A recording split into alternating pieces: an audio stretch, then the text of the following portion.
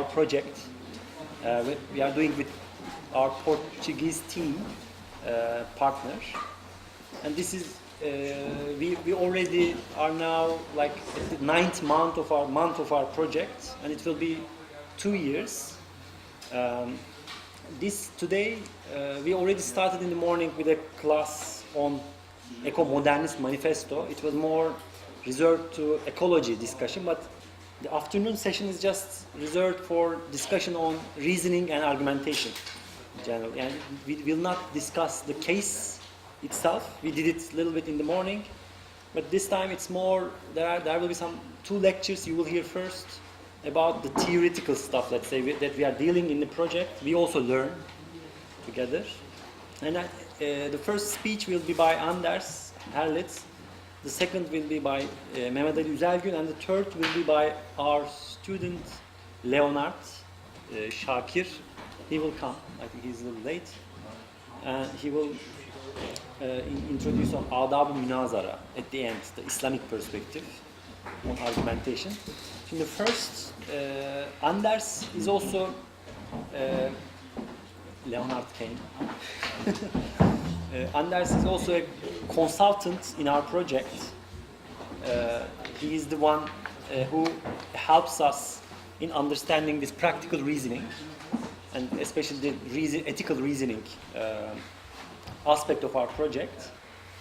So Anders, let me introduce him a little bit, and I will just give the floor to him. And it will be a kind of introductory lecture, indeed, yeah, to somehow create kind of awareness on this issue of ethical reasoning. It's a very complex issue. So Anders is a Marie Curie Fellow at the Department of Global Health and Population at Harvard University, and he recently got very long award from Institute in Future Studies in Stockholm. He will be affiliated with that institute, Future Studies. I know some friends are working on these Future Studies programs. So he's researcher at the Department of Philosophy, Linguistics and Theory of Science at the University of Göteborg at the same time. His research focuses on comparability problems in ethics and practical reasoning, primarily, but not exclusively, in relation to allocation of health-related resources. Okay, Anders, this is the floor. And he will talk like 30 minutes, 40 minutes, and then we'll open the floor for discussions. So, thank you very much, Under. It's a pleasure to be here. So I will give, as Under indicated, a brief introduction to the academic discipline that I work within, and I will call it Analytical Ethics, because I'm not sure how familiar you are with that way of approaching ethics. And then I will narrow in and speak a bit about what ethical reasoning is, or how different theories of ethical reasoning in that discipline. So my presentation outline first. So first, as I mentioned, I will introduce analytical ethics as an academic discipline, and where it comes from and what kind of features it has.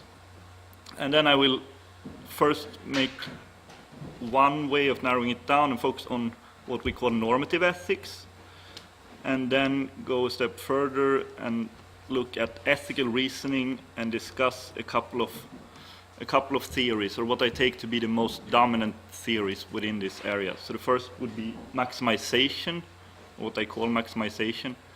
The second is subsumption under principle.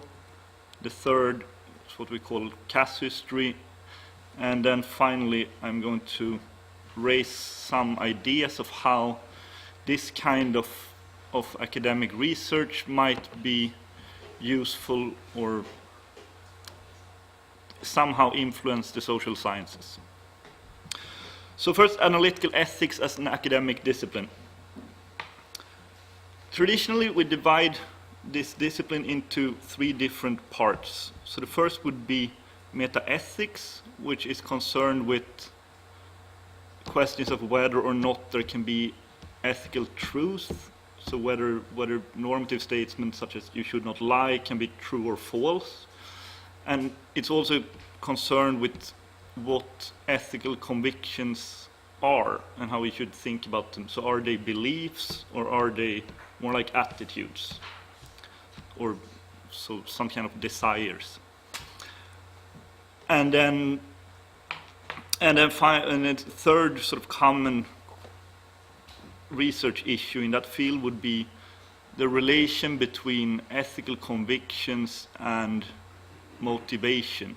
So can you have an ethical conviction without being motivated to act accordingly? So can I believe that lying is wrong without having any motivation whatsoever to not lie? And then the second area, which is a bit more applied, would be, or a bit more down to earth, would be what we call normative ethics, which is the area that analyzes what kind of normative principles there are. So the example, you should not lie, whether that's a principle that we should follow or not is a question that's discussed within normative ethics. And then thirdly, there's the field of applied ethics, which of course deals with particular ethical problems. So the prime example, I guess, would be medical ethics. So how should you treat the patient even or against that person's consent, for example? So if you as a doctor know that some treatment will be beneficial to a patient, should you give the patient that treatment even though the patient refuses to get it? But in this, well, sorry. So the way that analytical ethics is done and has been done for the last 200 years at least is that it's separated from religion, and it's a secular kind of academic discipline, which is also, importantly, unrelated to sociological approaches, which would be interested in what kind of ethical beliefs people actually have. So the question of what people believe or what they value is one question, and analytical ethics is not so much interested in that. It's much more interested in what people should believe or what they should value. And it tries to answer these questions without any reference to any kind of religious beliefs or religious theories or religions. And the background of this is, at least this is my interpretation of this, is that during the Enlightenment, so starting maybe in the 17th century in Western Europe, there was a perceived inability of religious approaches to make sense of ethics. And this comes from two different strands. So one is a sort of practical frustration with how religious people sort of promoted certain values or promoted certain behaviors. And the second would be theoretical problems, or intellectuals started seeing theoretical problems with the way that religion, or how religion was supposed to make sense of ethics. So one example of such a theoretical problem would be this. So if what is good or right, so ethically good or right, is good or right in virtue of God's command, then what's ethical about that? Ethics is one thing, and following what someone tells you is quite a different thing. But then alternatively then, God, instead of commanding us or making something right or wrong, maybe he's just informing us about truths that are independent in the world. But then the question arises, why should we even take the detour around God? So there seems to be this, regardless of what you think about the question of where these values come from, so regardless of whether you think that God creates them through command, or whether you think that he just observes them and then informs us, it's hard to explain, or people thought it was hard to explain why we would need this reference to God to begin with. So that would be a theoretical problem. And the practical problem was that representatives of the church in Western Europe, who were sort of ethical authorities in this time, had abused their position and given supposedly ethical advice that were primarily beneficial to the powerful individuals in society.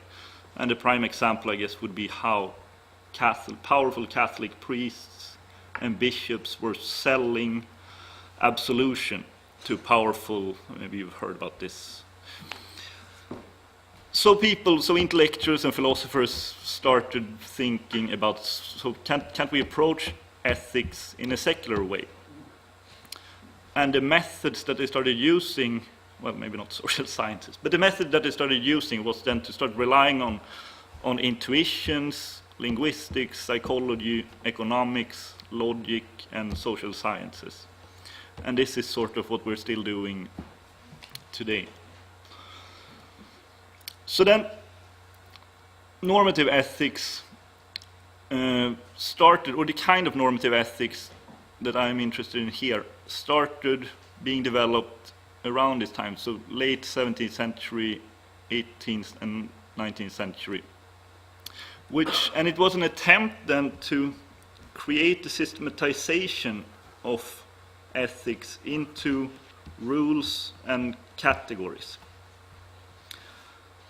And again, it was a systematization of general intuitions and what was perceived as rational, and now we also take into account what seems to be supported by human evolution and how this might be able to give support to certain values.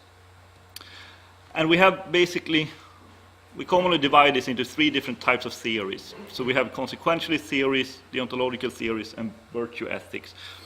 And the first kind of theory would be a consequentialist systematization, which basically says that when we think about whether an action or an institution or a set of rules are ethical or not, we should decide this question by looking at what consequences it gets.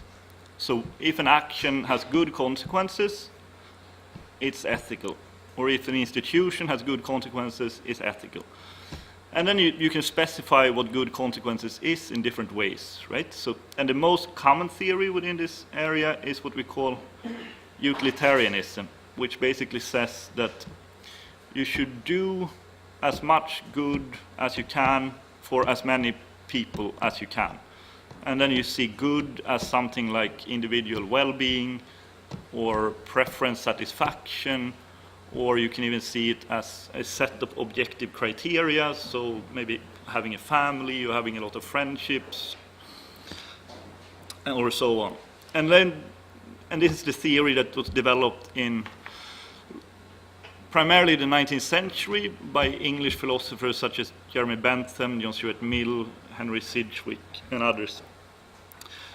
And this theory has, in the last century, been sort of qualified by people who think that it fails to take into account the fairness aspect. So one consequence of only caring about creating as much good as you can is that, well, then maybe the best way of creating as much good as we can is to give everything to one person and nothing to everyone else. So then this idea, or this theory that we call prioritarianism, inspired as a sort of combination where you do want to maximize the good, but you also ascribe extra weight to benefits to people who are worse off. So you build in some kind of egalitarian component. And within the consequentialist framework, we also place egalitarianism, which basically values equality. So the more equal distributions of well-being, the better. And lately, there's also a rise of a theory that's called Sufficient Arianism, which basically says that what matters when we evaluate outcomes is that as many people as possible have sufficient amount of goods. And then one sort of defines sufficiency as something like being able to lead a decent life or something like that. And then there's another strand of normative ethics that we call non-consequentialist, that says that it's a mistake to evaluate institutions or actions only based on their consequences. It also matters which sort of actions lead to these consequences. And these theories are primarily associated with Immanuel Kant, for example, or John Locke, who presents alternative ways of systematizing ethics based on duties. So it would be a duty not to lie. So it's still a sort of set of rules that come up, but these rules are independent of the consequences. So Kant, for example, is famous for having the idea, or defending the idea that even if, so imagine a situation where someone comes running, knocking on your door, and asks you for protection, and you take him into your house, and then someone else comes knocking on your door, and you know that person is looking to kill the first person, and he asks, is he hiding in your house? Immanuel Kant thinks that even under such extreme circumstances, it's not acceptable to lie, because this is a categorical principle that applies in every single situation. Whereas a consequentialist who would evaluate this situation based on the consequences would think that, well, lying is not such a big deal if I can save this person's life by lying. And then thirdly, we have, and it's sort of ahistorical for me to put this in this category, because I said that this comes from the Enlightenment movement, but we still consider and we still deal with what we call virtue ethics, which originates in the ancient Greeks, and the prime sort of source of contemporary virtue ethicists, at least, is Aristotle.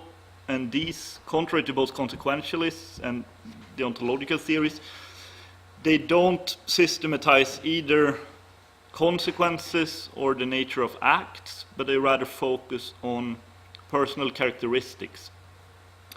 So it's about developing, or it's about identifying what sort of personal qualities one should have. So it's about being a decent person, or being an honest person, or being a just person. And then the idea is that if you have all these properties, then you will know how to act in every kind of situation you encounter. So that's normative ethics. And a sort of subfield within normative ethics is what we call ethical reasoning. And this area, or this subfield, is interested not in what's right or what's wrong or good or bad, but rather in the question of how should we decide what to do. Because it's one thing to ask what makes something right. So it might be the good consequences, or it might be the nature of the act, or it might be the, what the virtuous person would do, something like that. But it's a quite different question to ask or to explore, how should I think when I establish what I should do? And also here there are three sort of main theories. And the first would resemble the consequentialist normative ethics, but it's importantly not sort of necessarily associated with it. And it's what I call maximization, so maximizing kind of reasoning. I will go in a bit further in detail later. And the second type is then subsumption under principle, which would resemble the non-consequentialist or deontological kind of theory, where the rough idea is that you should establish what to do based on just applying some principle and let that guide you. And third, there's the idea, or there's a theory that's called casuistry. And again, this is very ahistorical of me, because historically casuistry is actually the kind of ethical reasoning that was used before the Enlightenment. So all these Christian monks or Christian clerics that I mentioned who were abusing their position, they were using casuistry in order to abuse their position. And again, it appears, although it appears that these sort of belong or are attached to the different normative theories, it's not at all clear that the connection is so straightforward. So you can actually famously, you can be a consequentialist and believe that the best way of making decisions is nonetheless to just follow principles, and the idea then is that human beings are unable to predict consequences. So instead of trying to do that, it's better to just follow rules of thumb or something like that, because that would maximize consequences. But let me look a bit more in detail on these three types of reasoning. So first, the maximization reasoning. The way of thinking here is so very similar to sort of how people in business or economics would think. So if you study that, you're going to recognize this. The rough idea is that if X, whatever it is, well-being, autonomy, or equality, is good, and here it could also be like following duties or meeting human rights, something like that. So it doesn't have to be a consequentialist value. But if X is good, then just create as much X as possible.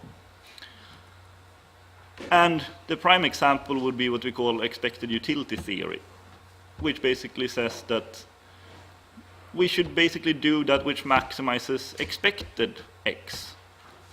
And then we define expected X such that X is the value we ascribe to, or the expected X is the value ascribed to X times the probability we ascribe to it happening, expressed on a scale 0 to 1.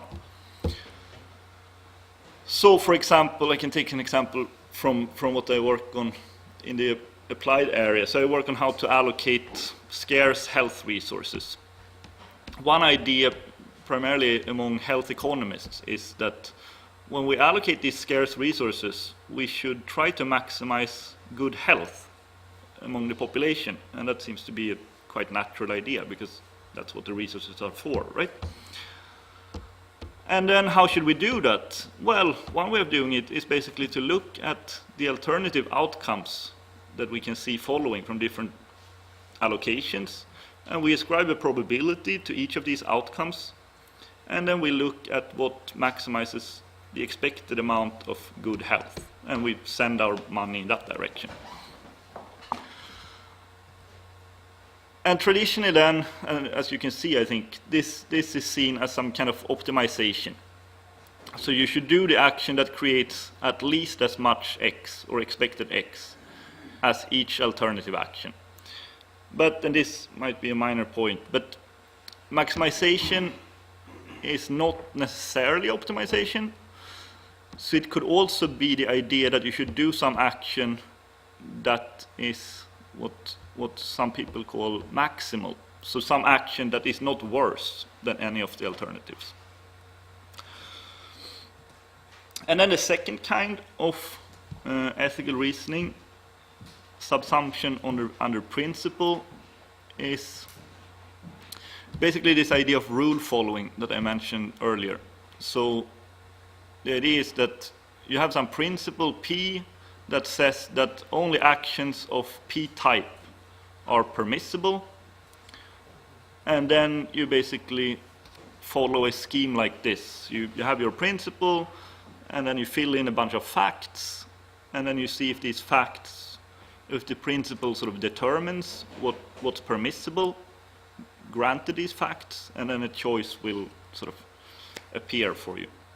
So for example, if you have the principle do not lie, and then you see an act in front of you is a lie, then you can draw the conclusion that it's impermissible to do this act X.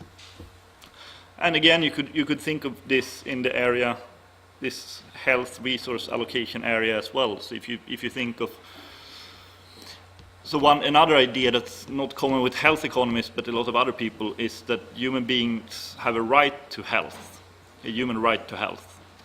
Then you can think that some planner is considering whether or not to allocate resources to policy A or B, and policy A is not, or is violating some individual's human right to health. Then this kind of reasoning will lead you to conclude that that's an impermissible allocation alternative. and they would then not take into account how much good health is produced or anything like that. And then the third kind of reasoning, which Under is very fond of, is this stuff called, this theory we call casuistry, which is much, much older. So this is a method of reasoning that was, as far as I know at least, was developed by Christian monks during the Middle Ages based on Aristotelian ethics. And the basic idea of this kind of reasoning is that each case should be analyzed on its own, and in order to analyze the case, or the way that we should sort of analyze a case is by comparing it with other cases in which we know what was good or right.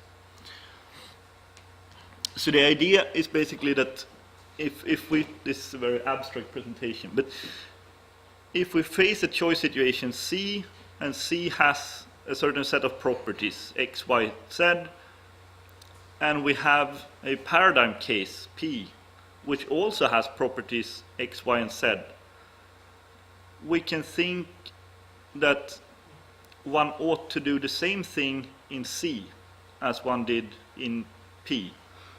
So I have a bit more concrete example. So if I face the choice C, which involves taking someone's property, and also has the property that my wife is in despair, and I can recognize that taking this other person's property can help my wife. And I have a paradigm case where I know that it's permissible to steal a car in order to drive a needing person to a hospital. Then I can compare the situation I'm in with that paradigm situation and conclude that it's permissible for me to take this person's property in this case. And these Christian monks I mentioned analyzed or had a whole system for how this casuistic reasoning was supposed to proceed. And I'm going to mention three sort of technical terms that they introduced in order to help this sort of casuistic reasoning that they were promoting. So first, they thought that each choice situation has what they call a morphology, which is a set of invariant features, which they call topics. And this includes the relevant facts of the situation, the normative maxims that exist in the situation, and the relation between these maxims and the relevant facts. And then they combine this with the idea of a taxonomy, which basically locates a choice situation in a series of other choice situations that it resembles. So the example I gave about me stealing or taking someone's property in order to help my wife would be located in this taxonomy in the same sort of set of situations as this paradigm example or paradigm choice situation where it's permissible, or where I know it's permissible to steal a car in order to help someone who needs to go to the hospital. And this taxonomy is based on differences and similarities between a set of paradigmatic cases and the situations. And it will assist decision makers in reaching sound normative judgments on how they should act. And then thirdly, they had this idea of kinetics, which is what is required for this casuistic kind of thinking to work, namely that there must be some kind of normative power or influence between the different cases that makes it justified to draw the conclusion. So the kinetics of a paradigm case is basically the power that it has to tell me what I should do in non-paradigmatic cases.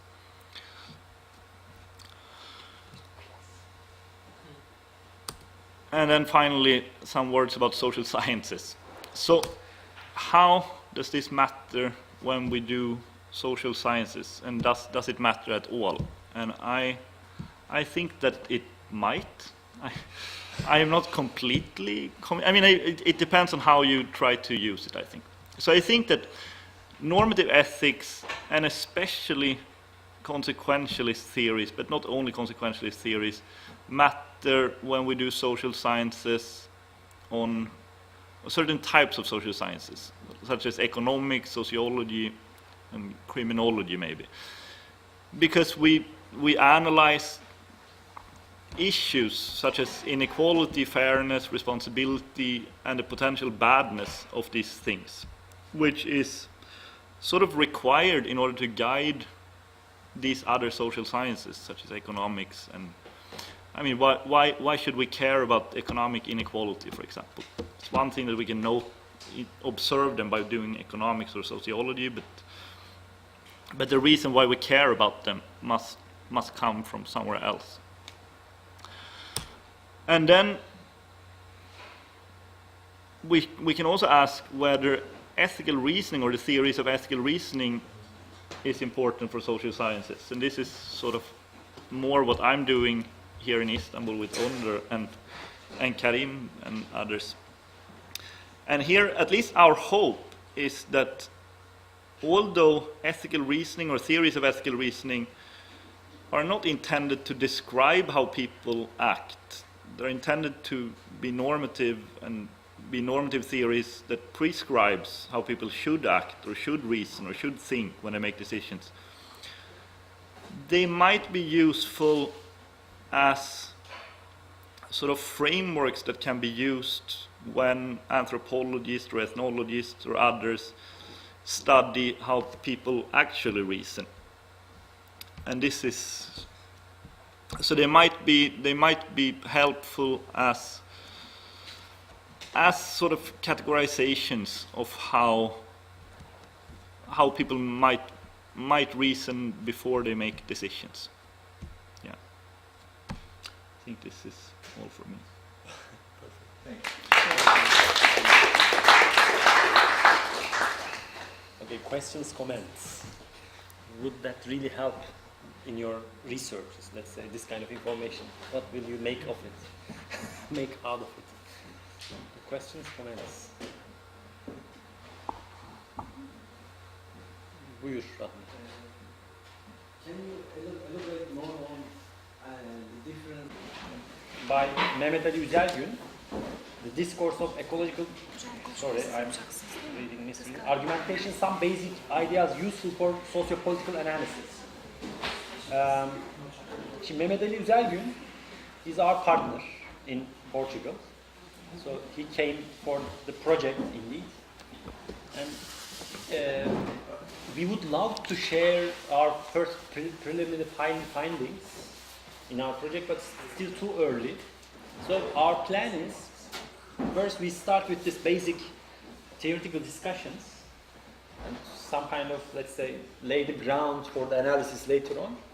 In their second visit, probably it will be around March, we are planning to, I don't know, we didn't really decide it, but we will start disclosing, let's say, our preliminary findings in our project.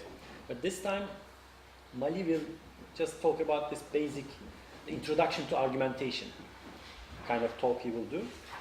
Mehmet Üzelgün is a postdoctoral researcher at Reasoning and Argumentation Lab of the Nova Institute of Philosophy. If you know Nova, this is our partner institute. His research explores communicative, representation and argumentative processes in public debates, specifically in the domain of environmental risks and policy making, with a focus on the public political controversies. Now, okay, the floor is yours. I think people will, some are still missing, but should we wait a little bit or? No, I think the introduction is just an introduction. So, Okay. Hello, thank you for having me here. Thank you for being here. So Önder asked me to make a really basic introduction to what we study as argumentation. And so I did a presentation focusing, I'm hoping to help you, help those people who are doing some kind of empirical or analytical research, analysis. By the way, I'm still a student of this literature, so I must emphasize that. So I just put some very basic notions. And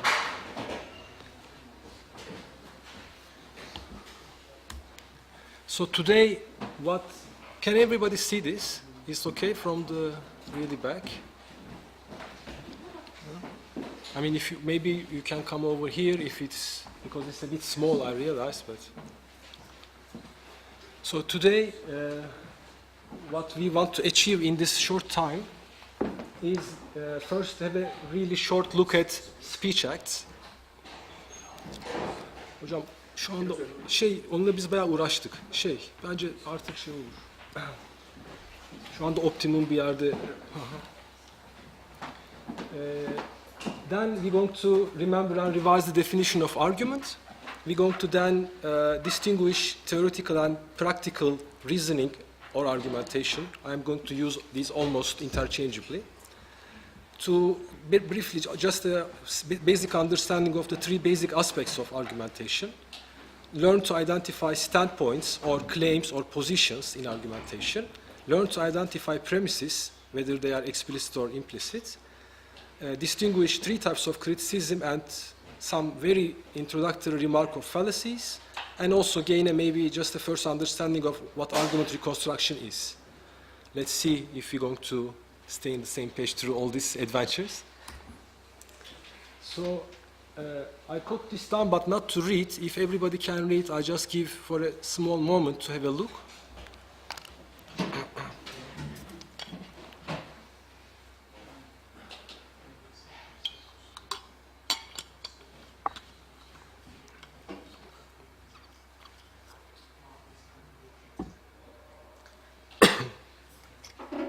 It's okay?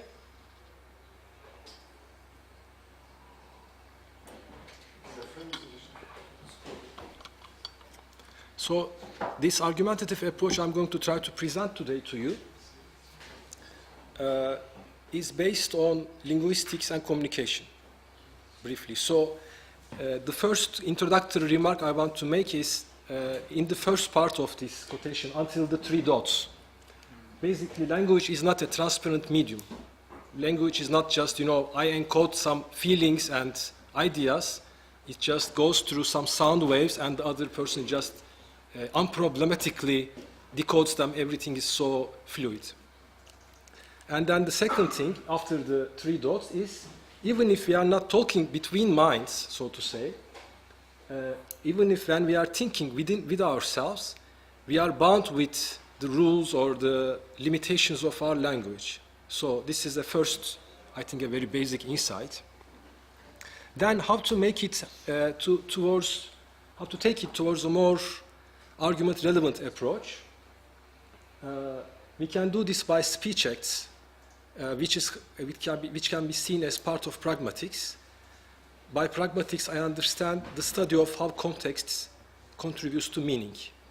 So in this sense, in this approach, meaning is not something that is granted by the content of what we are talking or thinking, but the very context is actually even the primary factor, so to say, in the creation of meaning. The speech act theory, developed by Austin and furthered by John Searle, basically says this. So, for instance, imagine this moment, can you pass me the salt? When you analyze this as a lexical construction, it's a questioning of the ability of a person to do something.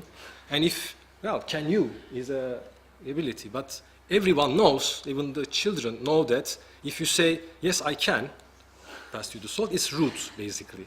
So language is not just about the lexical construction of what you say, but in a way, all these different words gain some meaning in certain context. The same construction, can you construction, we can imagine it in, let's say, in a doctor's appointment.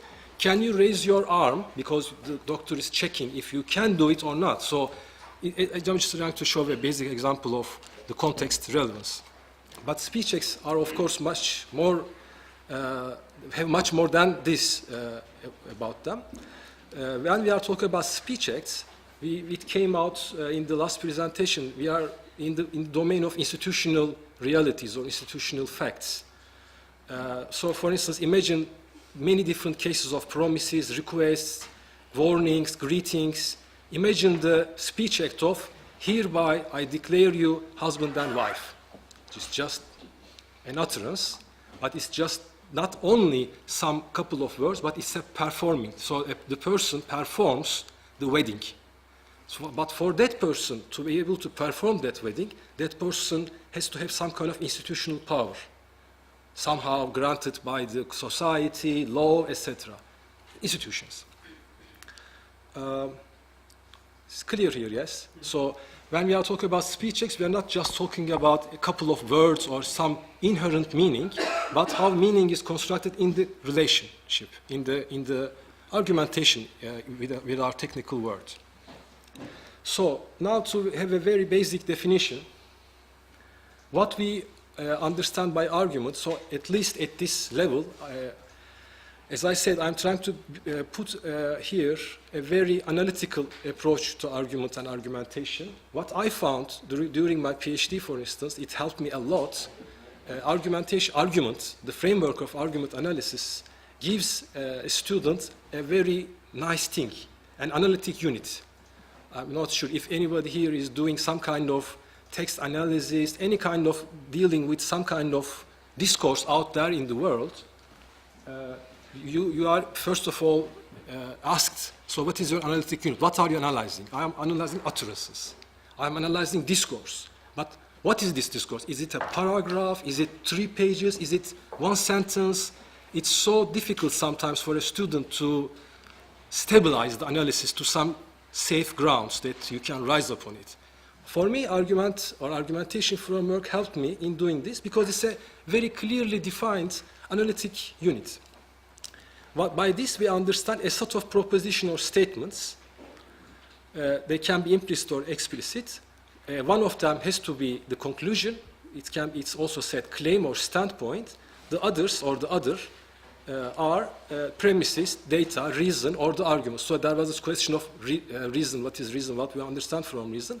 Reason is is that thing that supports a certain claim. That claim is going to come soon. And there are many different models of argumentation. Here on the right, there is the Truman Model simplest, most simple formula. It can be made much more complex, of course. But basically, you have a claim, you have a reason or an argument, and there's a relationship between the two. These two, they just don't float in the space. And the very relation between them, this is what we call an argument, in a very, very basic sense. But then there are, of course, many different argumentation theories, and I'm going to expand a little bit, just a little bit, one of them in the coming slides. But before going there, let's have a look at a few examples to make it very clear, very simple. When we have this kind of discourse, Ana is Portuguese. So when we say Ana is Portuguese, there is no argument. But when follows a reason to believe that this is the case, she was born in Lisbon, we already have argument. This is the simplest form of an argument, but an argument can have more than one reasons. She speaks Portuguese as mother tongue, she holds a Portuguese passport. I think it's pretty clear, yeah? She's. Did I say he? Yeah. Okay.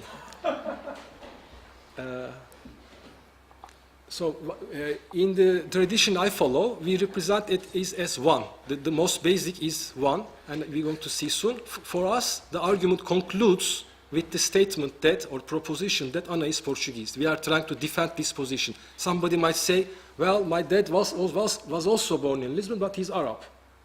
You know, so this can be contested. And then you have to put another reason, etc. We're going to come to this soon. Let's ask you this question. What do you think is the standpoint or the claim here? Are you hungry? I know a great Thai place nearby. The chef is amazing.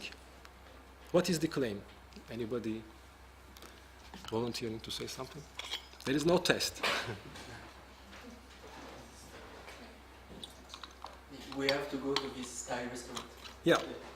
It can be for, let's go to the Thai restaurant, we should go to this Thai restaurant. So the claim can sometimes be implicit. And actually in many daily conversations, people don't say the whole argument.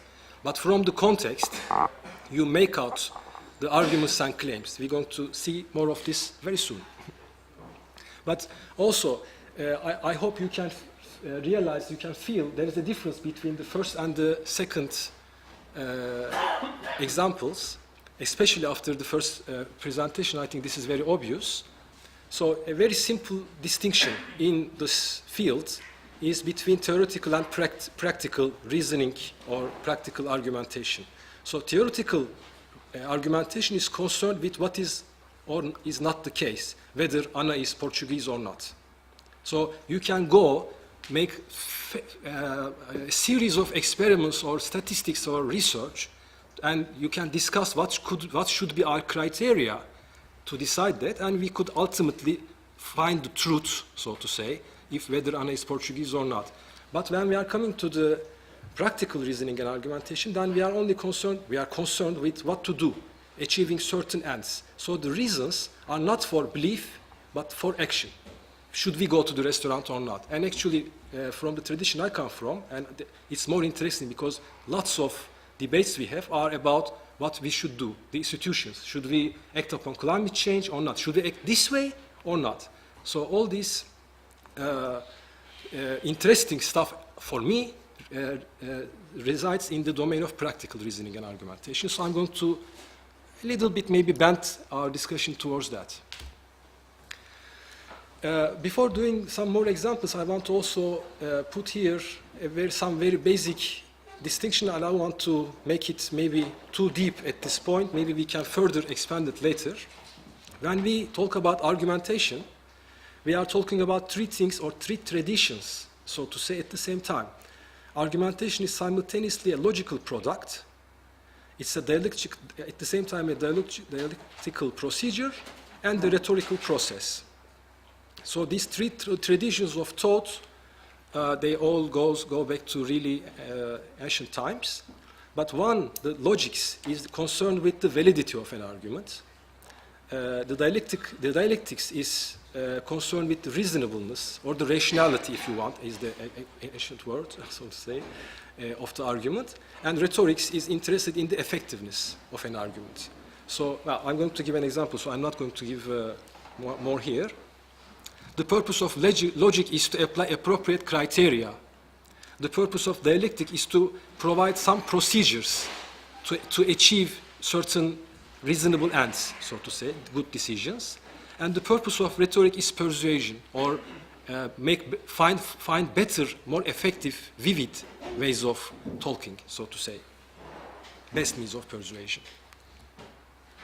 And let's just revise the revise the definition of argument we had by putting, because when you the argument as defined in the tradition of logics is just a product. So you have this conclusion and the premise. This is kind of you can find it in the newspapers, you can find it in the, I don't know, in any kind of discourse, you can locate it somewhere, it's just out there.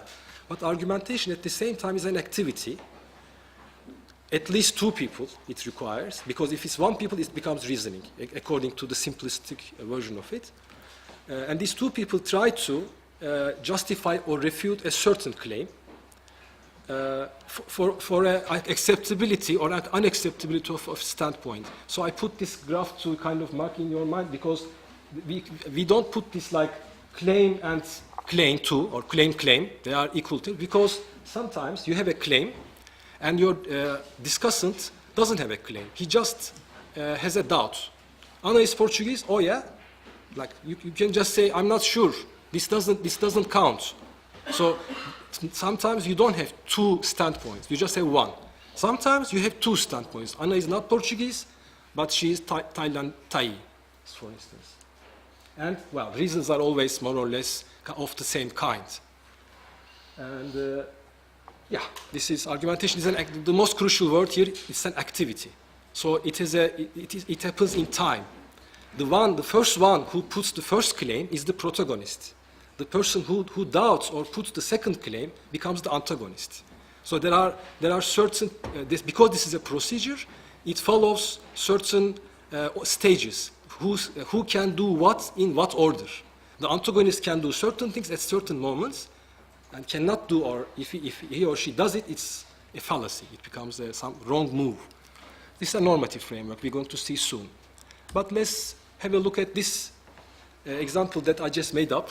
I hope it's going to work here. So let's first, without the context, because one of the important things is how we, so to say, debunk the context. I checked the meteo yesterday night. It's going to rain a lot today. And the second person responds, well, their forecasts hardly ever come true. Come on, look at those clouds over there. Well, I'll be using the metro. In many times when you analyze discourse, like if you don't know well the context, like what is this? What's going on here? But like even for you, for those of you who fail to see some sense here, if we say this is a morning breakfast talk between a father and a daughter, then maybe you could imagine who is the father or who is the daughter, perhaps, I don't know. So let's say father is the black, and what do you think the standpoint of the protagonist, in this case black father, is? Well, first of all, is this theoretical or practical argumentation? Right, it sounds practical. So then, what is the standpoint or difference of opinion? Is there a difference of opinion here, do you think? The father says you should use the metro. You should use the metro. You should take an umbrella. Yeah, you should take your. So it's never said, but we are familiar with this context, so we can. So in a way, any argument analysis necessitates a very good, profound understanding of what's going on in this place. If you don't know about how families work in breakfasts, you may fail to find this out, because the father basically comes to be the father because he has been taking the daughter to the hospital. He knows the consequences of it, etc. So he's trying to convince without saying anything, but the daughter reads his motivations, so to say, or his claims, and responds, I'll be using the metro, and the father also understands, in my stupid example, so to say, that well, the daughter in a way resists. I don't want to take my umbrella. I don't need it. It's not relevant here. Another example. You know where Ayrancı is?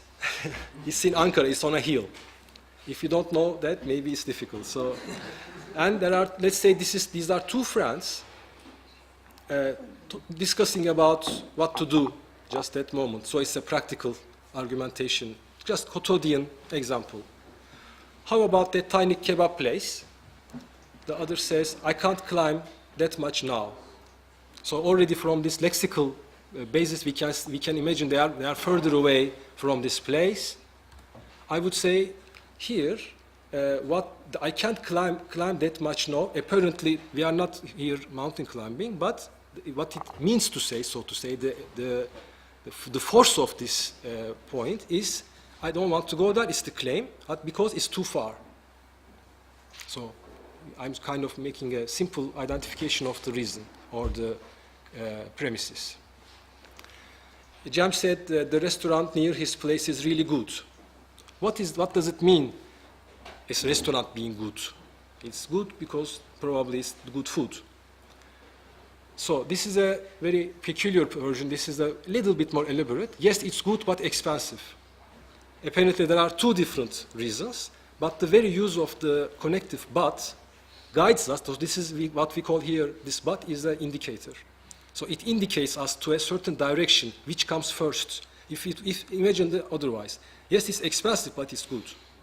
So as soon as you shift it around, you can see there. So ultimately, the claim is coming after the connective. So it's the person's position is it's expensive. I recognize that it's good, but my position is different. I don't want to go there. There's a new Chinese restaurant just down there. Have you tried it? This is just a question. I don't want to eat Chinese tonight. what is the what is the argument here? There is no argument here because there is no reason. I just don't want it. It's just a refutation. I mean, if you don't provide reasons, you cannot enter to the world of argumentative exchange. But when one says it's healthy, then there's a reason, etc. This is just whatever example. Anything unclear? I think it's just basics. Yes, are we together? So I want to just mention the framework I'm using this, in this last few years. It's called pragma dialectics. It's one of the most active literatures at today. There are a few journals, academic journals, actively publishing and, so to say, expanding the focus of this theoretical framework. So because of it, this pragma stands for what I was trying to say is they are dealing with what we should do. In this sense, we are not that much, this literature is not that much interested in what is truth or what. Okay, whatever is truth, what are we doing now is the question. So its pragmatic character comes from speech acts. So I'm not, in a way, we are not questioning whether we are saying truth or not. We have to assume that we are talking truth here. But on that, you are, in a way, carrying out certain action by your utterances. And its dialectical character comes from studying these speech acts as part of a systematic attempt, systematic is a procedural attempt, to resolve a difference of opinion. So if you don't have a difference of opinion, we cannot analyze this. It's a normative theory, so it's not only about making description of what people are doing, but it also tells what should be done, what went wrong when. Ultimately, after the description of what's going on, in a way, the theoretical assumption is as such. Arguers, it posits, the perspective posits, always try to balance two different efforts. One is rhetorical effectiveness, where I want to convince you we should go to that restaurant, or whatever I want, what my agenda is. But if you can connect, this is the domain of rhetorics. Secondly, I cannot just do whatever I want to convince you, but I have to be in a way reasonable to your perspectives, what you are saying. So I have to address your point. So I have to remain in the dialogue in order to convince you. So one has to be both effective and reasonable. Maybe with a few examples, this is going to be more clear.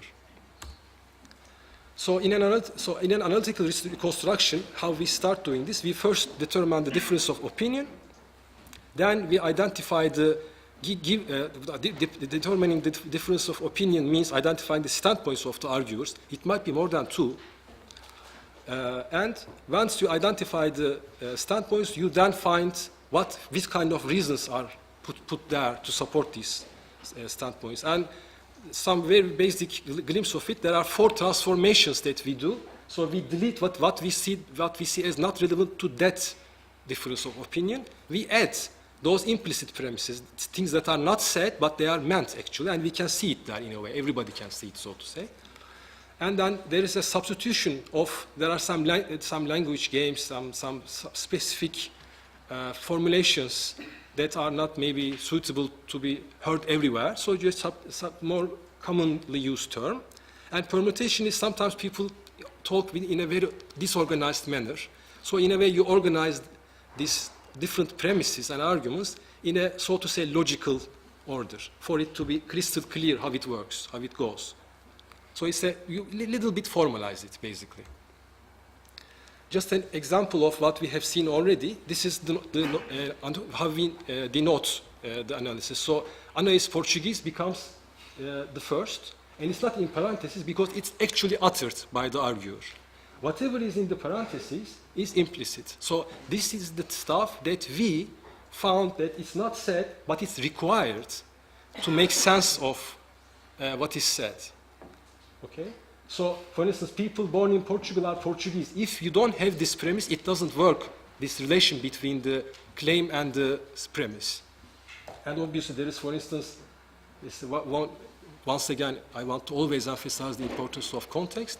For those people who don't know Lisbon is a city in Portugal, doesn't make sense. So, in order to understand it, we can write, for instance, 1.1, a lower premise, an information bit, so to say, a background information. Lisbon is a city in Portugal. Only then you will end up reasoning like this. Or I think this is very clear. So let's move forward. Here, I am now going to open a little bit more advanced, perhaps, notions, the three core notions, three different types of criticism, so to say, which are called relevancy, sufficiency, and acceptability. We're going to understand them really much better really soon. But basically, relevancy is whether, for instance, imagine I'm saying Anna is Portuguese, she's tall. Right? Not a relevant argument. So the relevancy regards the one, the linking premise, the one in the what in this case went unsaid. So those people who are tall are Portuguese. That premise is wrong. Those people who are wrong, this is not definite. That doesn't work that way. So sufficiency is precisely when we say Anna is Portuguese, and because she was born in Lisbon. Well, I was born in Lisbon, but I'm French. Whatever. So that's not enough of information. So you, in order to be sufficiently convincing, you put several arguments in the course of argumentation. Yeah? And acceptability is basically, in a way, the most basic part of the story, whether Anna was really born in Lisbon or not. So acceptability comes from, in a way, from the logics side. Is it valid argument or not? So, hey, look, you say Anna has Portuguese passport, but look, here is her passport. She's Arab, you know. So if you take down the main argument, it's unacceptable what you said. We're going to come to this too. Okay. Any problems until here? You said we were talking. We said it's about validity. I don't remember actually, but validity or soundness, or are there any difference? At least in there are several interpretations of all these notions. Where is this validity? But so soundness for me goes with reasonableness. At least in this framework, I use soundness interchangeably with reasonableness. Validity is, maybe let's go to this in the very end, okay? This is I can expand it a little bit, but maybe later. Sorry. So these three criticisms we said are the three sources, roughly speaking, of where arguments might go wrong.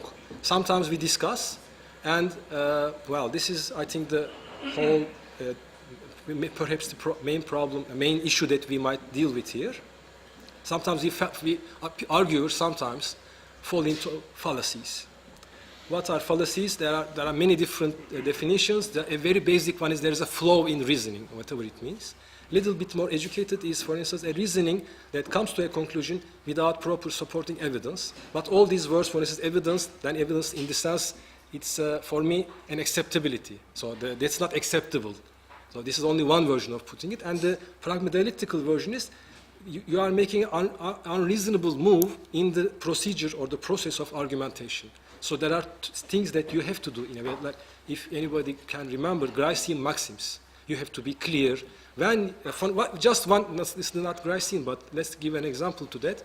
Whenever you say, I don't want to go, and your antagonist asks why, you have to say why. If you say, no, I just don't want, I don't want, sorry, you are not arguing then. This is fallacy in a way.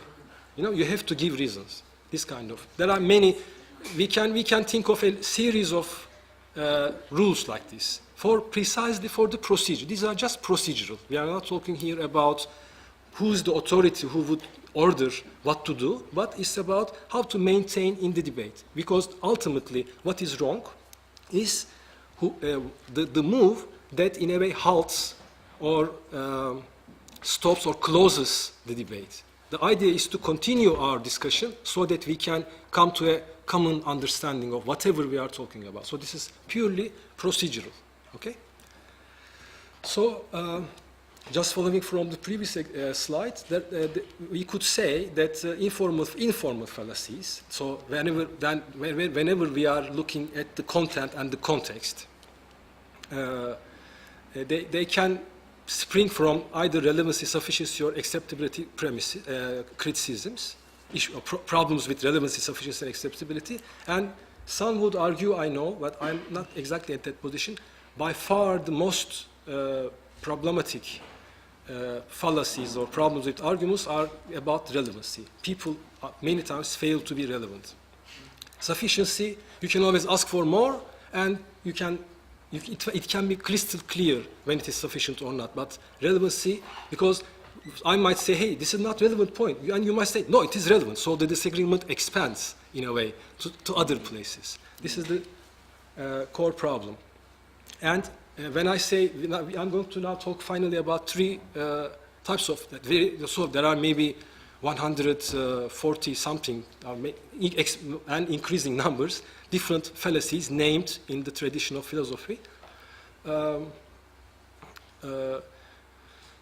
So whether we call a certain argumentative move or certain argument fallacious or not, I mean, this is a fallacy is not such an interesting thing in a way. Sometimes the same move is done in a very reasonable manner.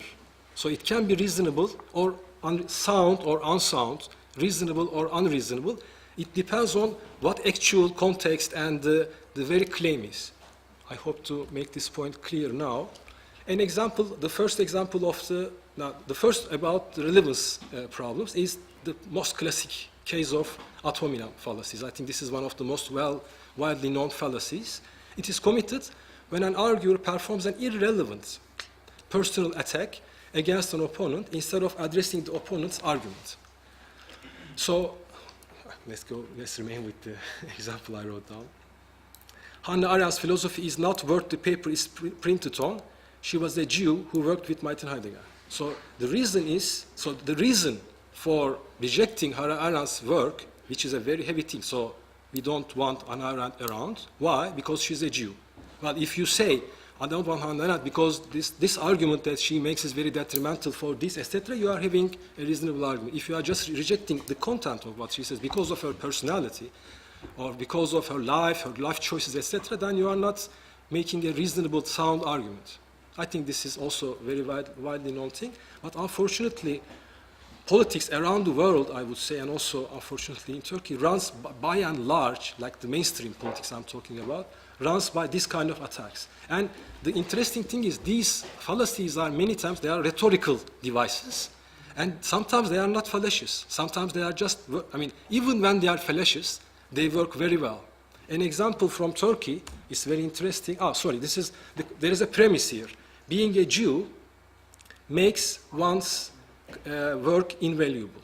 Or being an Armenian makes one's contribution to blah, blah. So, for instance, if the debate is about the relations between Turkey and Armenia, then this is not fallacious because, well, being an Armenian has a point that there's some, how you say? Yeah, there's a conflict of interest. This is relevant. But we are talking about whether I should use this toilet or that toilet. Sorry, this is nothing relevant there, you see? Another not very well-known example, but for instance, recently, so when you are under attack of ad hominem, so let's say this TV show person in Turkey was subject to a personal attack, so character attack. So he's let's say collaborators with terrorists. So he's kind of a terrorist. So how would you defend it? You would say, no, I am not, etc. If you say, well, I'm a son of a police, you are maintaining in the ad hominem the personal, like you start discussing personalities, not the actual content of it. So this is the kind of examples how our politics, our interactions, our debates go wrong. Okay, so another one.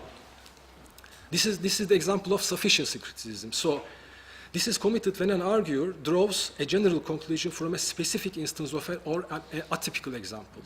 I don't agree with having a Nuri Bilge Ceylan selection in this festival. I saw Koza. It was just a terrible movie. So I don't know if you have anything to say about this. It's not a good movie, but he's a good guy. You can watch it in this selection. So one thing to maintain here is, this is all, so we are not saying here there are rules and I am 100% sure what's going on. There is always some interpretative framework here. At least my interpretation in this case is that one should know Koza is Nuri Bilge Ceylan's first movie.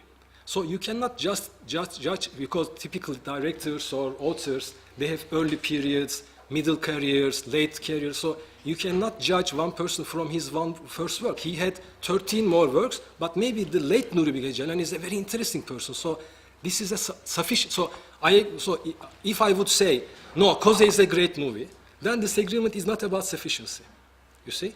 So, but when I say, but this is not a sufficient argument. If you also say that film's, his fifth film, eighth film is also bad, if this is your argument, I understand. You see, it depends on how we interpret, or both we as the analysts and also the arguers, how this is responded by an antagonist is the problem here, you see. So this is called hasty conclusion. So you arrive at conclusions without having enough reasons to go there yet. The final is acceptability criticisms. Is called problematic premise. There are, like as I said, 140 names of it. The first one was the biggest one, so to say. So this is a discourse from a movie that I actually analyzed. So the movie is called The Great Global Warming Swindle, and in it, a scientist argues this way. I have often heard it is said that there is a consensus of thousands of scientists on the global warming issue, and humans are causing a catastrophic change to the climate system. Well, I'm one scientist, and there are many that simply think that's not true. So, so let's make another small practice. What is the standpoint here? Can anybody say the standpoint? Okay. There is no consensus.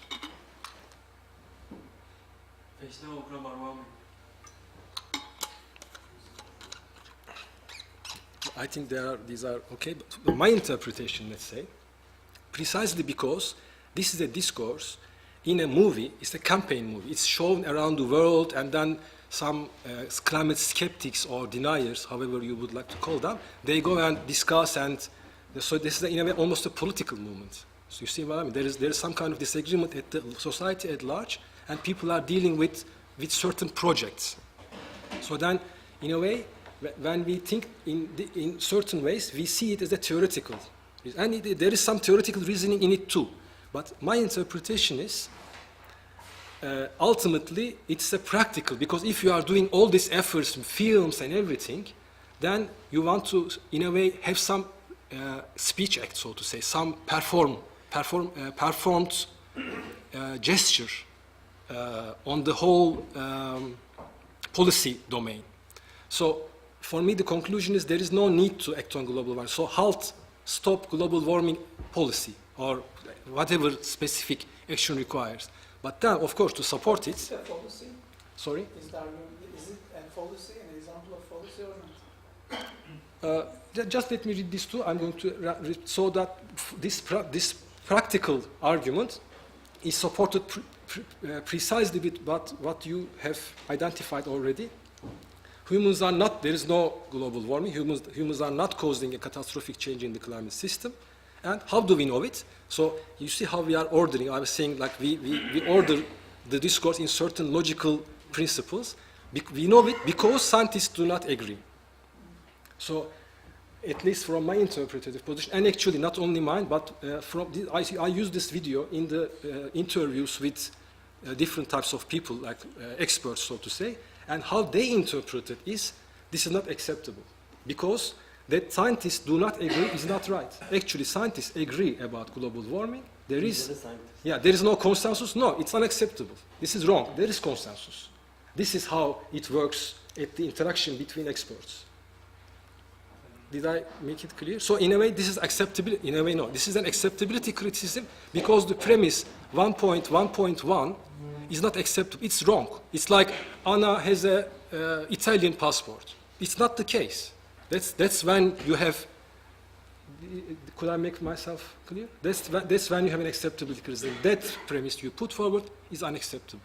And it's one of the least interesting ones in a way, because the most interesting in a way, the relevance again.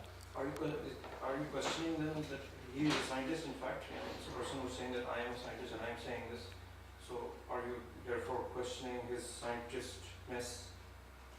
The fact of his being a scientist is not true fact. I think there are obviously, in all these cases, where do we go from 1.1.1? because there can be 1, 1, 1, 1, 1, and 1, 1, 1, 1, 2, 3, like that it can branch out, etc. There are, because I am kind of educated in this debate, I can tell you at least two things. For instance, one can say this person, this is the typical argument, this person is not trustworthy. He is being paid by the oil companies, you know, so this is he has maybe a diploma, but I don't trust that diploma. This is a typical response to this view. But I think this is an ad hominem attack. So you are not engaging with his comment. He's just saying this is a bad guy. This is not. I don't accept that. This is a fallacious attack. So another can be. It's also just false, right? I mean, he says, the first statement says there's a consensus of thousands of scientists, and then he tries to falsify that by pointing to himself. But there's more than 100,000 scientists in the world. Exactly. So the fact that he, even if he's a scientist, that doesn't falsify the first claim. Exactly. So in a way, he's tried to rise in the first sentence that you. It's not a complete consensus. It's a consensus of thousands. itself means that should be universal. Yeah, but that, if you read the first line there, it just says there's a consensus of thousands of scientists. It doesn't say there's a consensus of all scientists. If it had said all scientists, it's enough that one isn't. Yeah, but doesn't the word consensus imply necessarily that it's universal? I mean, whatever he's saying. Universal within a group. Yeah. I mean, Universal amount of, there's a consensus of many, fine. Yeah. There's a consensus of thousands, fine. But not of all, it means each and every. There's a qualification there that makes it. I mean, this is. So one of the points is exactly this character attack. And unfortunately, this kind of debate, the difficulty, this is called deep disagreement. So if you realize what Anders has just read, the first sentence, thousands of scientists, etc., he's saying an acceptability criticism. This is not acceptable. This is not true, he says. But then the other says, no, this is true. So in a way, it's just two poles. This is true, no, this is true. The argumentation cannot, in a way, succeed like this. We have to somehow take these obstacles out. So in a way, like maybe people say, educate people to not do like this, etc. But of course, people always do all kinds of affairs. But another affair that you were asking is, for instance, dealing exactly with definition of consensus. So is there consensus or not? So we can say consensus means, let's say there are 2,000 scientists, and if 1,999 scientists are agreeing on one, there is no consensus. So, or there is 65 to 35%. So what do we mean by consensus? So argumentation goes into defining what do we mean by consensus, and actually it went. And now there is, not now, it's already maybe 15 years ago, there is this, what was it called? Not working operational consensus or something. So it doesn't have to be 100% for us to move. If, let's say, for different person it might mean different. If there is a consensus of 70% of the scientists, it's enough in a way, or in 90, depending on how rigid you want to be and what are the consequences also. Actually, I have one last example, but I wanted to finish in 40 minutes. It's already 2 minutes more. Shall we do the last example, or shall we? Okay, because this follows just the same thing. So this is one of the responses to the previous. So that scientist was talking. So this is another scientist. I show in the interview, this is this person, blah, blah. He said, oh, I know this guy. So they know each other. This is an ongoing debate. So he says, in order to be sure that the gases cause the change in greenhouse effect, you must cause this effect and measure. But you cannot do this because this is the whole Earth system. So you have a probability. You can never be sure, he means. You can never be sure 100%. You just have a probability. So as a scientist, he says 2 times, I cannot say this. As a scientist, I cannot, and I want to stop at that but. And let me just talk for it, because this is a complex example. Until this but, what this person does is to, in a way, recognize the other side. So he says, I am also a scientist. I am as rigorous as him. You see, so this is, in a way, a rhetorical move that I am not just saying, la, la, la. I am as rigorous as him, and I cannot say it. But he says, this guy is failing to be something else than a scientist, and he moves. But then, until now, we were thinking in terms of theoretical reasoning, in terms of what is true, what is not true. But he says, I am also a political person, and I must change my point of view. And I'm just transcribing directly, okay? I'm not writing. I must change the point of view. He changes his point of view, or his positioning. as Önder likes. If it is plausible that this action of the man caused an effect that is irreversible, this action should not take place. The same for that. This is plausible, it's not sure, but it's plausible, so politics must take action. So this 70% or 90% depends on the risks entailed. Maybe like only 10% of the scientists are saying the universe might completely come to an end because of a certain Higgs boson experiment. It's the very little bit of people saying, but the stakes are too high to just say, these are stupid. Who knows? Let's look more into it. So this is basic. The same sort of argument, like 100% says that you need to believe in God, because if you don't, I mean, it's better to take care of the consequences to be sure that you are safe in the event that the bad consequences happen in the hereafter. You need to be safe, so it's better to believe in God. It just resembles this sort of argument. Mm-hmm. Okay. The 70%. Okay. Just to finalize, this is the second part of this argument is called argument from consequences. It can be also used as a fallacy, in a wrong or in a not wrong, but in an irrelevant way, where the consequences for that moment does not matter for that debate. But well, that the consequences does not matter for any debate is a contestable perspective for some consequentialists, so to say. So his standpoint against the previous standpoint is politics must take action regarding the change in the greenhouse effect. And maybe we shouldn't go into this, but this is how we show it. Because this, you remember this but? This but works between the A and the B.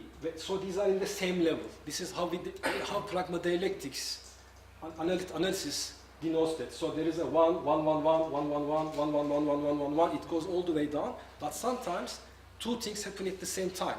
So it can be 1, 1, 2, 1, 1, 3, 1, 1, 4. So they are all at the same level. Or they cannot be separated from each other. They are just A's and B's of the same argument.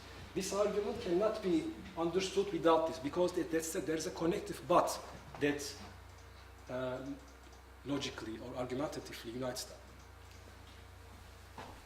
This is just a little bit more complex example, and thank you.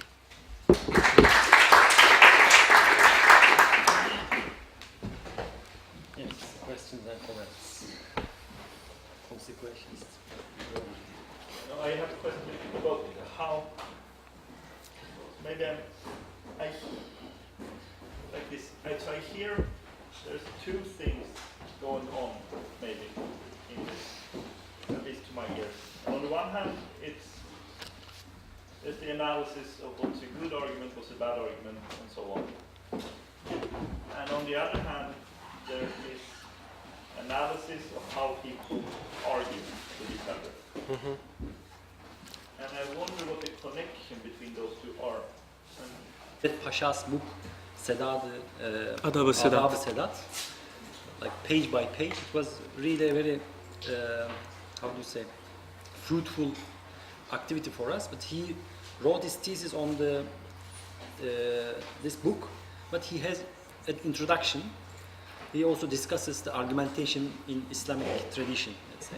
Mm-hmm. So he will make a presentation on this issue. Thank you very much. First of all, thank you to be here. I know it's not easy to follow different presentations in a row, so I will try to be quick and to do my presentation in 20 minutes, inshallah. So the topic is Munazara and internal dimension of argumentation. So as Andaroja just told, we had a group together last year with different teachers and students about argumentation in the West and in the Islamic tradition. And so this presentation and also my MA thesis are mainly based on this book, Adab al-Sadat. And it is a book written in the second part of the 19th century by Ahmed Cevdet Pasha. Ahmed Cevdet Pasha was a very great scholar and statesman in the Ottoman state. And he wrote about Munazara science, or Adabul Bath wa Munazara. So what is Adabul Bath wa Munazara? We can translate it by the science of applied ethic of argumentation and deliberation. So we'll see why I translate it like that.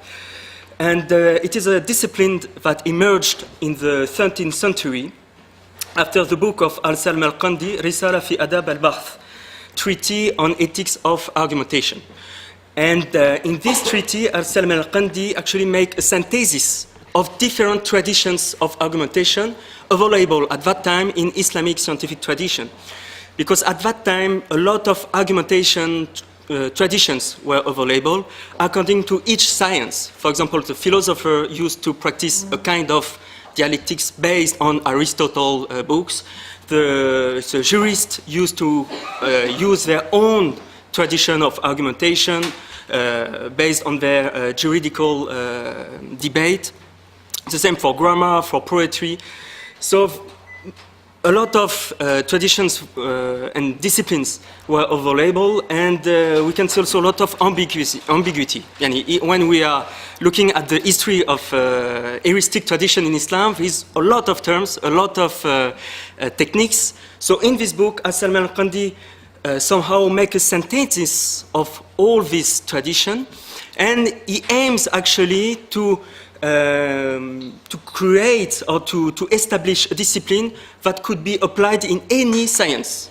So if there is a universal goal in this discipline, and it is also an institutionalized discipline. Why? Because from this book, a full and very, how can I say that, a fixed tradition will emerge, and scholars will share the same terminology, the same notions.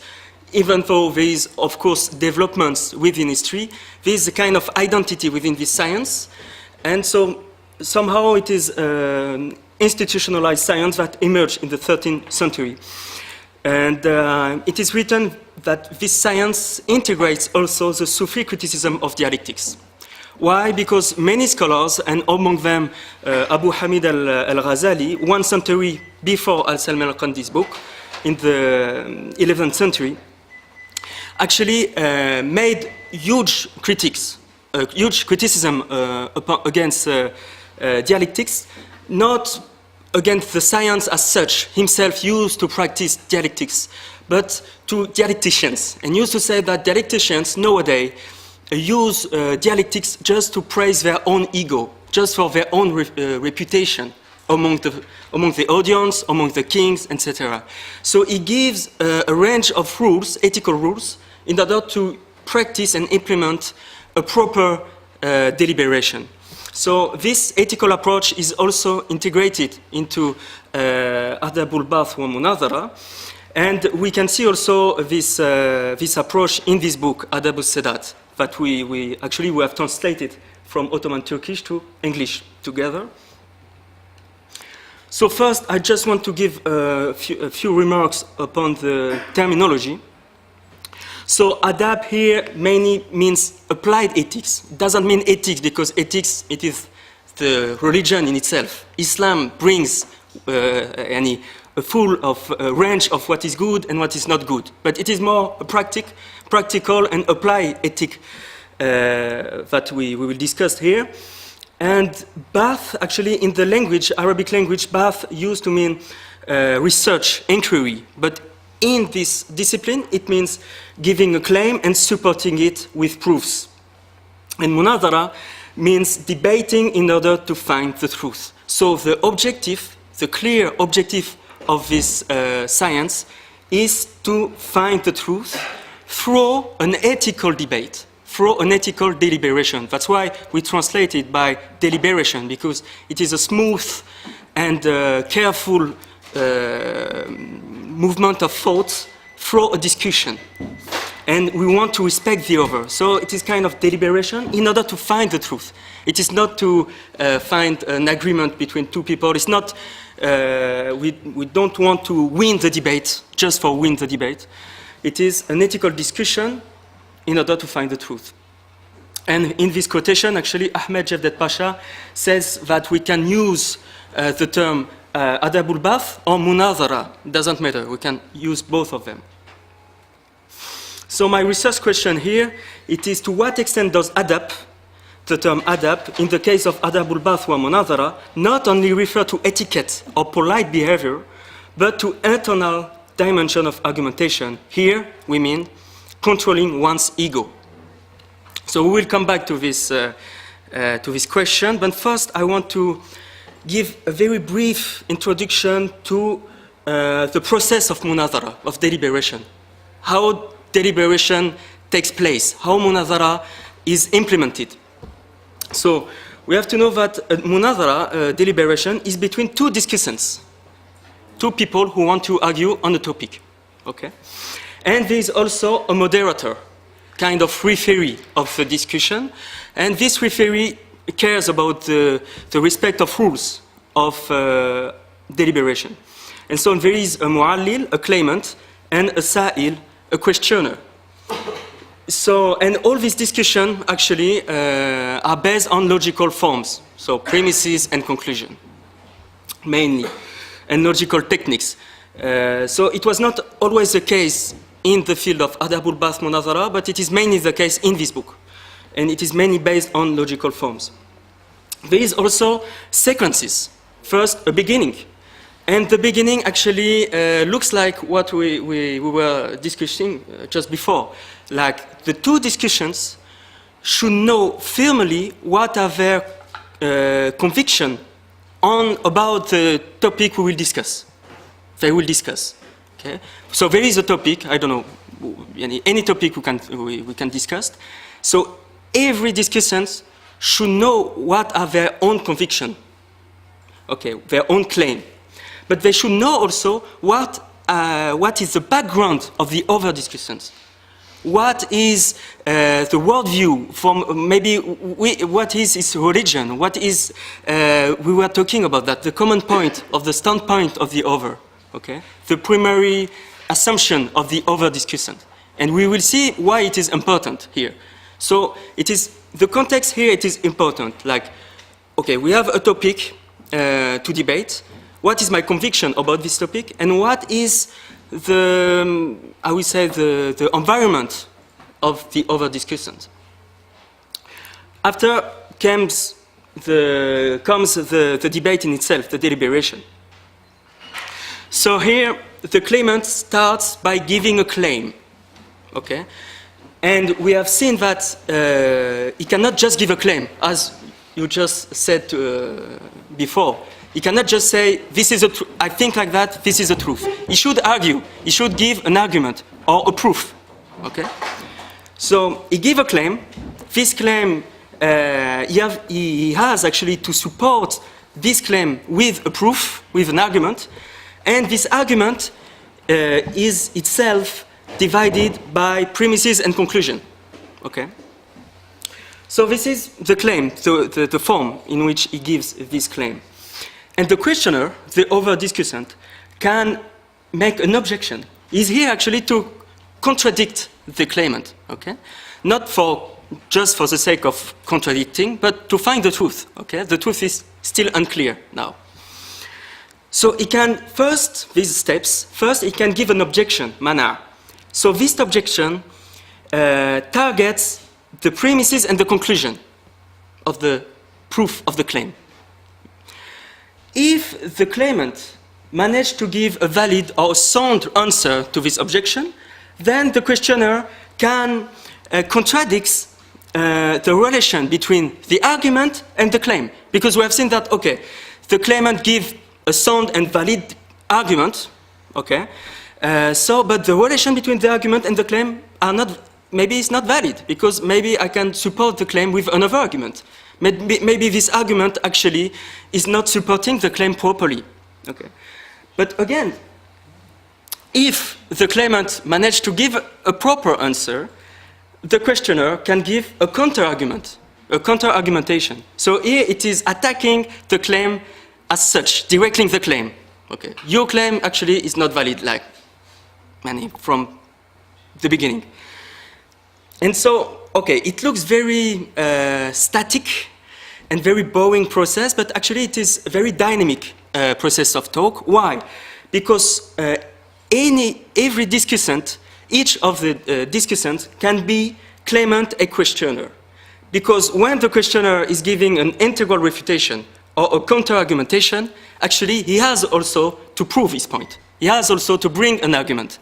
Then the previous claimant became a questioner. He can also contradict. So the roles of deliberation are switching constantly. And that's why the moderator is also important, is to keep the deliberation clear, the process of deliberation clear. Okay. So how the deliberation ends, the conclusion, the last step. Actually, it is when the claimant, the one who gives the claim, manages to rely his argument on self-evidence, what we call ilzam, or when he does not manage to rely his argument on self-evidence, what we call ifham. Okay. So whatever he managed, he wins the debate, or whatever, either he wins the debate, or the questioner wins the debate. Okay. But here the question is, as we have seen just before, the goal of munadara is to find the truth, to disclose the truth. That's why the debate ends when the truth is found, whether by positively, and we managed to find the truth, or we didn't manage to find the truth. So it is how can I say that? It is a failure, but we cannot go further. It is a failure, we stop here. The deliberation ends, but we still we are in the same process, in the same orientation. Here, in the book, Adab Sadat, the concept of self-evidence is not a monolithic concept. It's not something fixed. Okay, what is truth? It's something that we have just debated before here. And actually, he split the concept of self-evidence in three categories. First, absolute evidence. Absolute self-evidence. So it's just the case of bringing a baby into a boiled water. Okay, it is clear that it is something wrong. Or self-evidence, this absolute self-evidence, it is something true in itself. Okay, fire burns. Okay, we can contradict the fact that fire is burning, but if we put our hands inside, a huge probability that it will burn. Okay. After this, maybe more interesting for us, a technical conception of self-evidence. And he says, actually, he does not use the concept of technical self-evidence, but he says very clearly that when two experts of a same field are debating, they are sharing, most of the time, assumptions. And according to them, those assumptions became actually self-evidence, according to them, before the debate. That's why it is important to delimit the context in the beginning, at the beginning. And the last one, it is conventional self-evidence. It is when not necessarily experts, but when two people are discussing and they are sharing assumptions. And they are actually sharing axioms, and according to them, those axioms are self-evidence.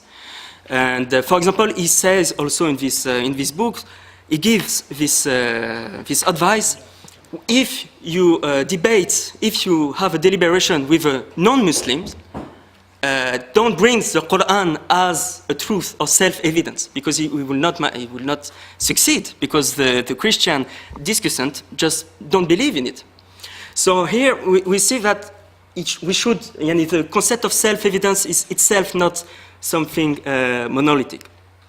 Okay, so now we just gave briefly a definition of what is munazara and what it is the process of munazara.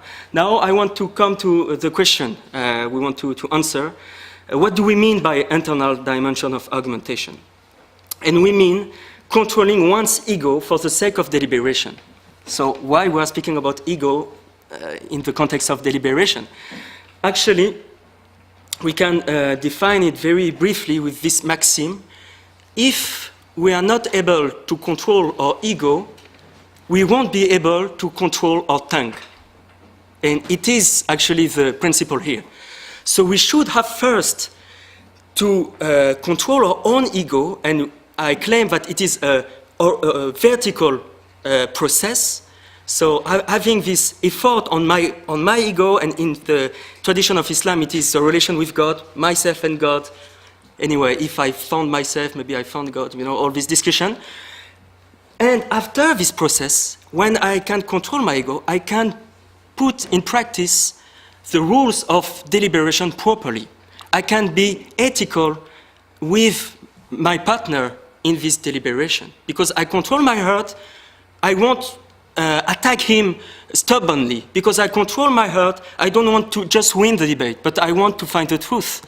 And I will accept if he found the truth and not myself. And it is something that Ahmed Cevdet Pasha says very clearly in this introduction when he says the pious predecessors, and here he makes a reference with the pious predecessors, a strong authority among Muslims.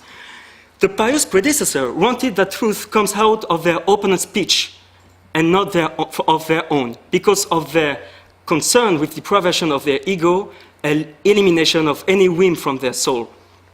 So we can see here that this vertical aspect is kind of everywhere, immanent, something here in the debate, maybe above the rules of logic.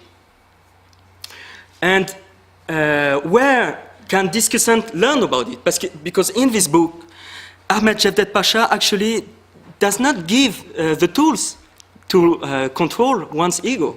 He just said, okay, control your ego, and after make your debate. Okay, how can I control my ego? And actually, I can ask the same question.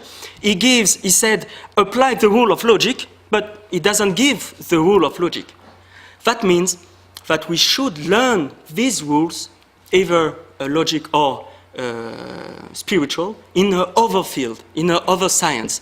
So, of course, it is exaggerated to say that Sufism was a compulsory course in Ottoman madrasa, but in many books, and the one of Recep Turk Hoca, Açık Medeniyet, Open Civilization, he says, and he proves actually, that at that time, students were in relation with a lot of kind of methodology and epistemology. At that time, a student could approach knowledge from a rational perspective. Philosophy, logic, physics, mathematics, or from a traditional perspective. Quran, Ahadith, fiqh, to some extent, and also from spiritual perspective. And this is the tasawwuf, Sufi, this knowledge of controlling one's ego. And actually, it was the case of Ahmed Cevdet Pasha himself. When he came to Istanbul, he used to be very interested in all these physics, mathematics, sciences, according to different biographers. But also, he was a brilliant judge after his graduation. That means he mastered all the traditional science.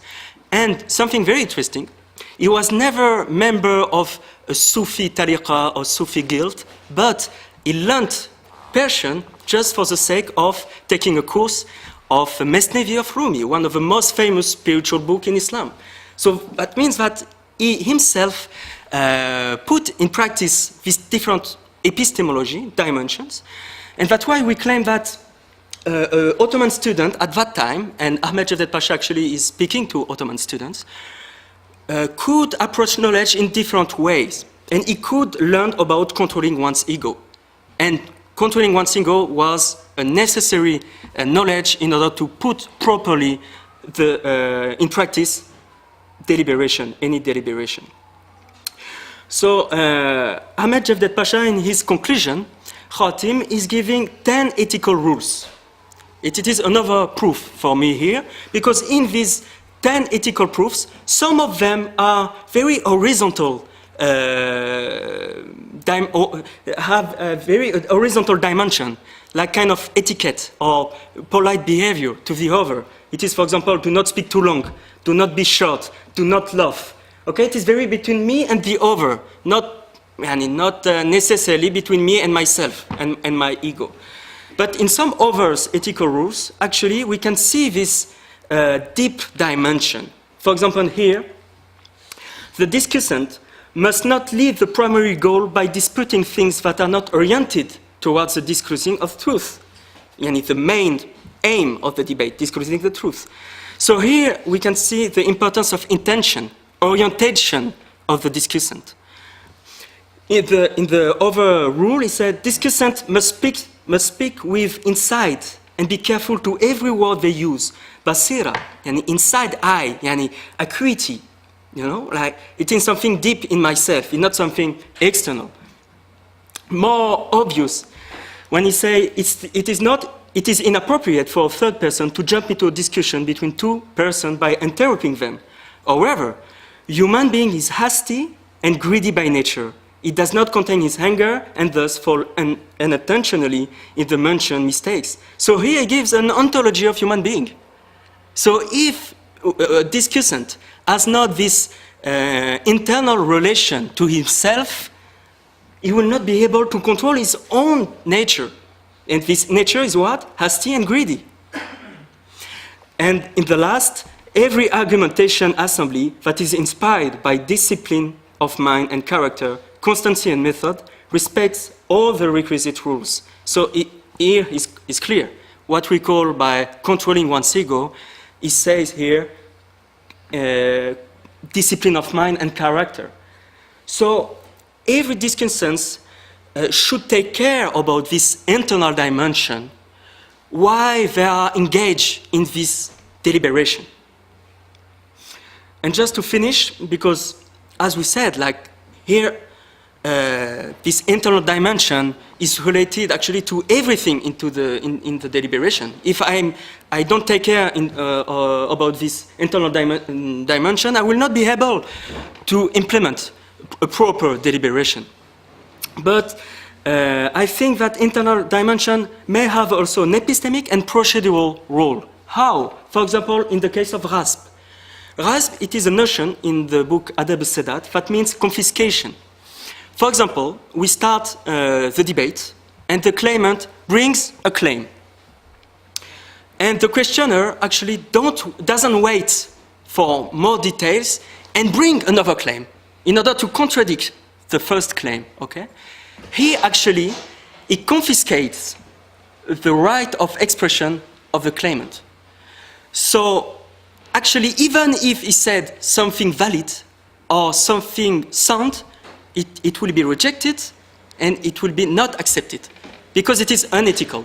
So in other words, a valid claim cannot be unethical. So even if as such, even according to technical, absolute or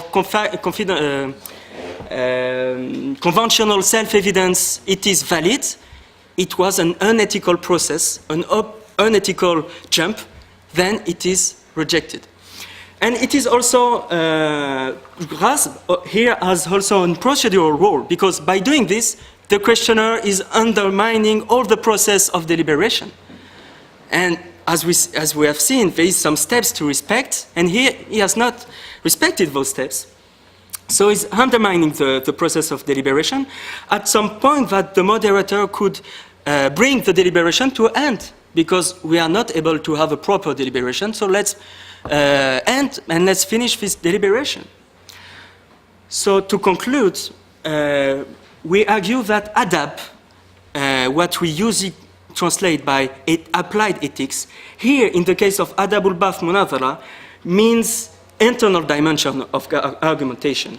And this internal dimension can define truth negatively by rejecting any unethical claim, or can bring the deliberation to an end by invalidating any unethical claim.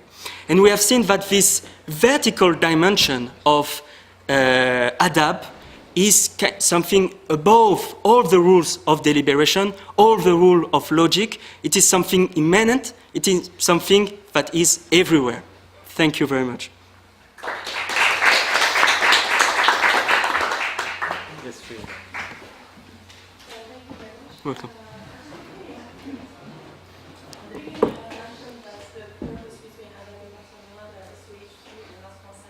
Exactly. And then that truth is reached when we have self-evidence. Could you please explain more how can we make sure that what we reach is self-evidence and not a consensus that we just agree on everything? Actually, the whole debate is this. And it's a very nice question because it asks actually the question that what is self-evidence? And here, that's why the context is important at the beginning. What is the premises of the debate? Are we between Muslims? For example, in this book, Adab Sadat, the main examples are between Muslims. I don't know, between a Muslim philosopher and an Orthodox Muslim, or between, I don't know, more rational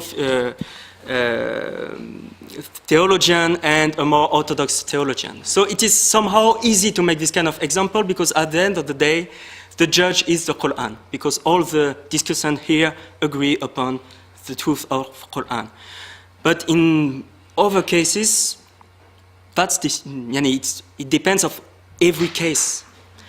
And but it is very interesting question because according to Ahmed Jaded Pasha and all the scholars of Adab al-Bath wa Munadhara, this discipline is a universal discipline. We can apply to any kind of science. So actually it is a very nice question, but it asks the question about preconceptions, axioms that are shared among discussants. So that's the first part of the answer. The second part of my answer is related to intention within the debate. And it is also an important concept that I could not disclose here, the concept of tawjih. That means orientation. So we should have a proper orientation within the debate. And what is the orientation? It is to find the truth. So this orientation should be somehow stable. Like if, for example, I agree with the other, we agree about a result, but we are not sure that this result is the truth, then the debate is not finished. You know what I mean? Like we agreed, okay, but we have not found the truth. So, but okay, here it is also internal dimension, right? Internal dimension. Actually, it asks a question of orientation within the debate. In which kind of orientation we are? Are we going to find the truth or to have an agreement or just to try to win the debate just for win the debate and praise my own ego? So, but I know I don't answer to your question, but I don't know if we can answer to his question. May I just try? I don't know, but in the introduction of the book, he talks about, we were discussing this yesterday, the intention of the person. Is that if this questioner questions you, then you look at the intention of the person. And do you remember that part? If the intention, maybe this is the fallacy of ad hominem, but I just tell this. You look at the person, why the person is asking the question. If he is asking the question to deceive you, as if he has a political aim, give the answer, but okay, get into the debate with him, but don't try to find the truth. Just tell something that is appropriate at that moment. It's something like, and if the person, there are three positions. So three positions he tells. Also, you explain. Yeah. Okay. The second position is if the person is cannot able to understand what you are saying, then tell something that he feels how do you say satisfied. Just satisfy him and just leave it. But if the person asks the question, genuine question, that he tries to find the truth, then start real discussion with him. And there is this kind of an introduction there. I don't know how you interpret this. It's typically true. Just I don't know if it is part of munazara of the deliberation. That's why I just fixed. Yeah, okay, it is not opened yet. Yeah. But it is true. But I should actually spoken about that. Like, but this question is, I think, boils down to this. I don't know if I'm. And then you, if the person is, then you get to real discussion. Then you try to reach the truth. And this truth can be the conventionalist, but the conventionalist, for instance, Iraq, there is this country called Iraq. Do you know what was it called? Not Burhan type of truth. Tevatur. Yani we cannot really, how do you say, show it that it's evident, but everybody knows that Iraq exists. You don't question this. Kind of, there are different degrees of truth there, and they reach at that, and then they finish the. I don't know. I thought the question was different. Well, how do you? I mean, I don't know what you meant by it, but I understood that is there a difference between self-evidence and consensus? And right? I mean, this is what I understood. Sorry, but No, please. I mean, It depends actually on the definition of self-evidence. That's why I focused on the three categories that Ahmed Cevdet Pasha gives in this book, like absolute self-evidence, technical, and conventional. And of course, for absolute self-evidence, it is clear. Okay, it is something from outside.